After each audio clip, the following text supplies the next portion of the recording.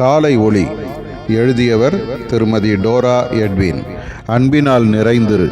பரிசுத்த ஆவியானவரே உன் உள்ளத்தில் அன்பை ஊற்றுகிறவர். உன் பொறுமையும் கருணை உள்ளமும் அமைதியுமே உன் அன்பை வெளிப்படுத்தக்கூடியவை. உன்னிடம் காணப்படும் எல்லாவித நற்குணங்களுக்கும் பிறப்பிடம் உண்மையான அன்பே. நீ வாழும் இடத்தை உன் நற்குணங்களாலும் அன்பான வார்த்தைகள் செய்கைகளாலும் ஒரு சிறிய மோட்சமாக மாற்றிவிடு.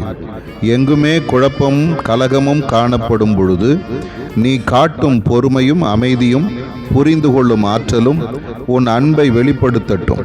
சரியான வேளையில் நீ கூறும் சரியான வார்த்தைகள் கூட அன்பிலிருந்தே பிறக்கக்கூடும். ஏன், பல வேளைகளில் உன் அமைதி கூட அன்பை வெளிப்படுத்தலாம். பிறரது உணர்ச்சிகளுக்கும் உரிமைகளுக்கும் பங்கம் வராதபடி பார்த்துக்கொள். நியாயமின்றி பிறர் வழியில் குறுக்கிடாதே. பிறர் உனக்கு என்ன செய்ய வேண்டும் என்று விரும்புகிறாயோ அதையே நீ மற்றவர்களுக்கும் செய். எல்லாரையும் கனம் பண்ணு. எல்லாவற்றுக்கும் மேலாக பரிசுத்த ஆவியானவரின் துணையுடன் எல்லோரையும் மன்னிக்க தயங்காதே. மன்னிப்பின் அஸ்திபாரம் அன்புதானே.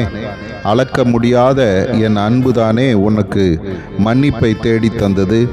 சிலுவையில் வேதனைக்கு உன்னை ஒப்பு கொடுத்தது. என்னை உன் முழு இருதயத்தோடும் நேசி. அந்த அன்பு பிறர் என்னிடம் கொண்டு வர உதவி செய்யும்.